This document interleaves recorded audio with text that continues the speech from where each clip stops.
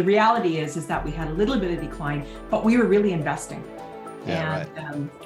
That's really paid off. And there's been a lot of studies too about that through crisis. The businesses that get some focus and know how to, stick with innovation, stick with marketing and so on, are usually come out, and their improvement after the crisis is huge.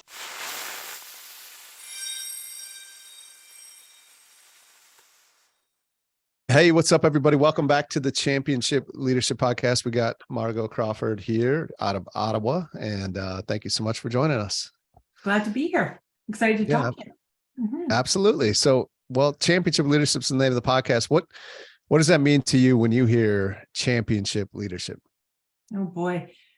I guess a lot of things. I almost think about it in a whole bunch of different directions. You start thinking about, as soon as you think about champion, you think about sports or people accomplishing things, but and leadership that happens there, and watching that. But of course, being an entrepreneur myself, I start with the leadership side, and but probably there's a lot of analogies. I'm not going to go down the path of sports. I'm not suggesting I'm some sort of athlete, but I just think the idea of a lot of resilience and courage and all of those same qualities that really come into play. That's immediately what strikes me when I think about championship and then leadership put together.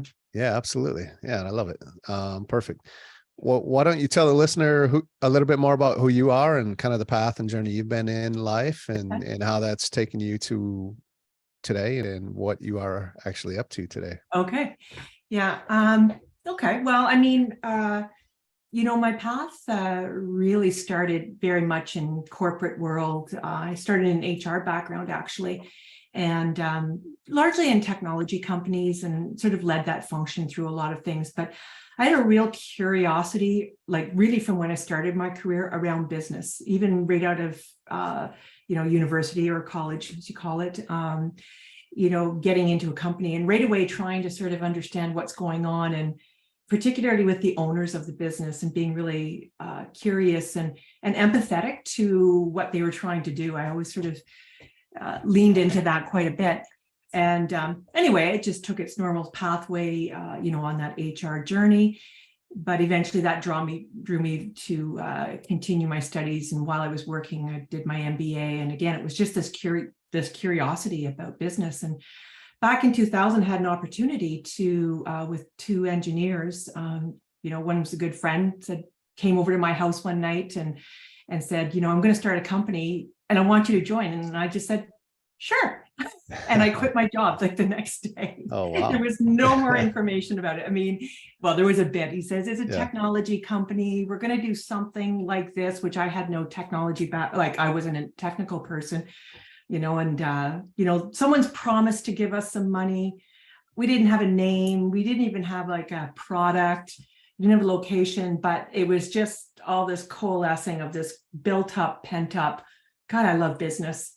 And I'm just going to jump in, thinking what could go wrong. And that was early 2000, just before the, sort of tech bubble bust happened. Yeah. And everything just seemed rosy. But anyway, I went for it. And I did. My job I quit was a highly secure job. People thought I was crazy. And they were asking, well, where are you going? And I said, well, we don't have a name yet. And they thought I was nuts. And but it just felt so right. And so sure enough, we started that company, and it was a VC financed company, and was one of the co-founders. So my job was building the company. Like, they were doing the technology, and I was like, okay, we've got to get our legal stuff together. We've got to find a place. We've got to build a team. We've got to start putting processes in place. And it just built and grew. And pretty much every hat that they couldn't take on, I took on. And it was decisions around, where are we going to invest? I was dealing with the investors. We bought a company eventually in New Jersey, integrated them, set up a development shop in Shanghai, and I was leading much of that activity. And it was tough. Of course, what happened was everything just collapsed shortly after that in 2000. And we were riding this wave of, how do you survive? And we were small compared to our competitors, but honestly, while it was difficult, I just loved it. I just Yeah. loved the sharpness of the business thinking that you had to have at that time around making decisions, and hard decisions, like hard choices. And, just that business muscle, I knew that I was building at that time. And how are we going to last? And anyway, that journey went from 2000 and right through to 2008. And I was there the whole time. We eventually sold the company. Okay. And at that point in time, the buyers wanted me to remain on as the GM, and I really wanted to start a new journey. So I had conceived of this idea of saying, I just love that so much, even though it was hard, of getting in and really having to figure things out, being super smart about your decisions and understanding what priorities you had to put in front of yourself to live another day. I really wanted to focus on small business and how do I operationally get inside of small businesses. So I started my second company, which is the one that I have now. It's called Business Sherpa Group. And the concept really at the time was saying, hey, look at all of these small businesses need to operate super well. They have to be really sharp and refined and do these back office business functions really well. They can't afford to have a full-time person, but they can take fractional part-time resources. And that was sort of the business model where I thought, okay, well, and I'll come back to the I in a minute, can go into several companies and be their HR person and build under that model. And this was before there was a lot of this virtual CFO or part-time, like it just didn't exist at that time in 2008. And that was also during like the recession, the financial meltdown. So I tend to form these companies right when the market everything's just collapsing. Hey, good time to start something. Yeah, exactly. And but right out of the gate, I really didn't want this just to be me. I didn't know where it was going to go, but I thought I wanted to be a business model, not just me putting my hat out and my shingle up, and I want it to be a scalable, sustainable business model. So I really named the company as a company right out of the gate. And then in time, so from 2008 to now, we've basically built this business where, we go into, now, of course, it's quite mainstream for a small, mid-sized business to have this type of resourcing or strategy around their workforce, where myself and my team, we go in and take care of HR, finance. We've got a lot of information management practice stuff and do some marketing where we can go in and bring professional resources part-time in all of these businesses. And really the last thing of that story, which was interesting, was that the model we were building was we were trying to early days saying, look, we're pretty agnostic to location. We believe if we're going to do this well, we can have an individual support an organization wherever they are, because not every small business lies in a city where all the people are. So we were working really hard to become virtual, and then the pandemic happened and everybody decided virtual was a good thing. So so anyway, that's sort of the two businesses. And now what I'm doing right now is, and I think this is kind of an interesting lesson for me, and I think for a lot of business owners, something they face is how do you for sure scale your business, but also how do you build in succession? So I'm at a point now where I've built the company. I've got a CEO now running it. I've got COO, CFO, team leads, and I'm acting as the chair. So I'm building my own sort of pathway to exit the company and keep it sustainable, which is a really hard journey. But so I'm kind of more hands-off in the business now, but the business is where we've got clients throughout the US, across Canada. We've got a team that's right across Canada, a few in the US, and we work with tons and tons of really, really cool companies. So I get to keep that sort of curiosity of different businesses going, which is where it all started. Right. Yeah, absolutely. Well, I appreciate that. Yeah, that's quite the story. And quite the journey as well. It has been.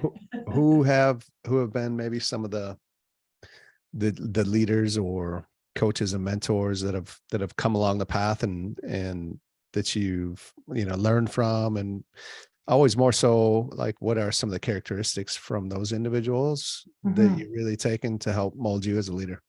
Yeah. I think one in particular actually was from the company that we acquired in New Jersey. It was a fairly sizable company, and an experienced CEO of that company came in, and he ended up becoming the COO of our company. And he was a real mentor to me. I mean, brilliant man, built up an incredible technology company and team, and worked really well with the integration. And what was really interesting with him is that I learned from is that he had a lot of really smart people around him. He had a lot of humility, in terms of who he was. And he was really, really came across as, how am I going to be this enabler of this great team to make them successful? I mean, he had to make hard decisions, but he didn't sort of become this, bottleneck to the whole flow of information. It was letting people make decisions. And it was really clear that he was really in partnership with the rest of his leadership team. There was a hierarchy thing. The buck landed with him. But he was just a great guy. And I admired him so much for being really clear-headed in stressful times. And the other thing was, he was just a really, really nice person and very curious about individuals. He really wanted to know about you as a person, and spent time, but also remembered, and I Right. just think that it wasn't fake, it was, Yeah. and I'm still really good friends with him. He's off in California doing stuff, and we still connect. And if I could be a leader, like someone, it would be him. Yeah. Yeah. Well, that's a pretty great compliment for someone as a leader, right?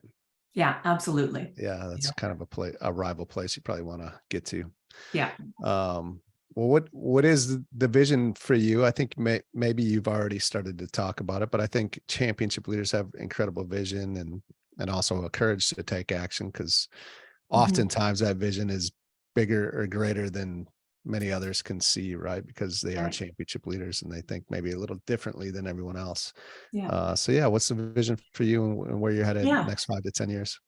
Well, I think the vision, on the business side is, I really wanted to build something that was going to be a mainstay in the market, that I was something that was going to become not known just as my business, but as a business model. And we were a main player in it. And really, really focusing on small and mid-sized businesses. Because I had such a great experience living it myself and great learning, but I also see the potential of the small and mid-sized business category. It's by far the largest employer category in the world, definitely in the US and so on. When you look at the data, they employ the most people, create a huge amount of GDP. And I thought, gosh, if they can be successful, then that's where jobs are going to be created. That's where economy will grow, and the engine of growth for our world happens. And I was pretty purposeful about that, is that how do we really support them to really build and grow? So I've made it my mission to really understand their issues, and how do we support them in a way that's going to really take them on their own journeys. And we want to be part of that idea that we'll be part of that over the long term, and building a business model that works for that. So that means having a lot of technology and so on. But to a large degree, just I think natural evolution, the business model has come to be a very mainstream model, as I mentioned. And, my desire is that we continue to be a main player in it and really paving the way. And one of the values I really felt was important, again, living and working in a small business or a startup, scaling, is when you get that support in there, you need it to be sustainable. So what I didn't want is this business to disappear with me. I didn't want it to be branded on me.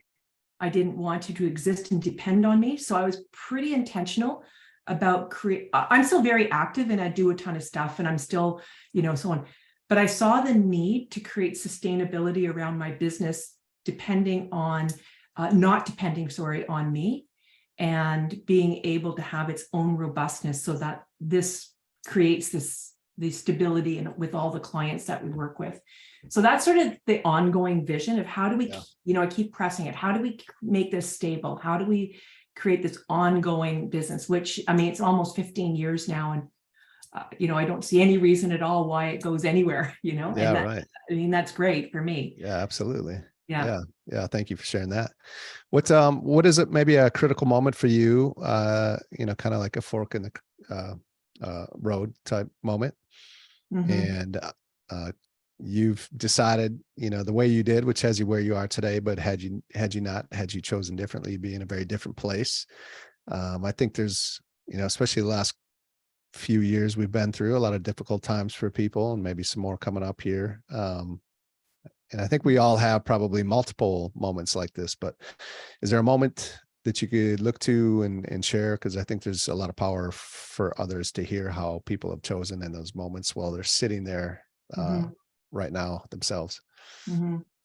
Yeah, I mean, there's many at a very sort of personal level, but when I think of one that really sticks in my mind most recently is, we were going down this path of really injecting a lot of technology into our processes and our business systems and so on, knowing that creates standardization efficiencies. It's good for us, it's good for the client. And, that all happened where we were making this major investment, basically at the tail end of 2019.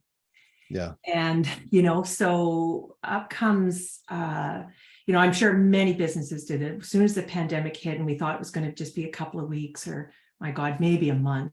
But, it became apparent that this is long-term and really, really uncertain where this goes. And they started talking about, well, this could even be 1 year.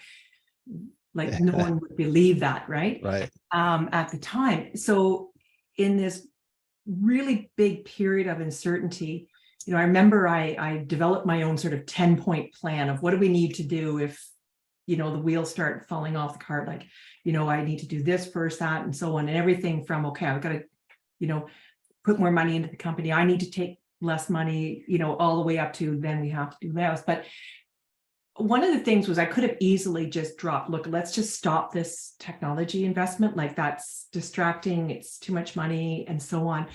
And, at that point in time, I really felt important. It was really, really key to our path forward. And in the end, we doubled down on it. We just said, nope, we're going for it. We've decided this is really, really important. Do we believe that our business, and we really felt even through the pandemic, with the size of our business, the mix of our customers, we don't have a business where 10% of our revenue is one customer or something. We have like 200 ongoing clients. Like it's just very distributed.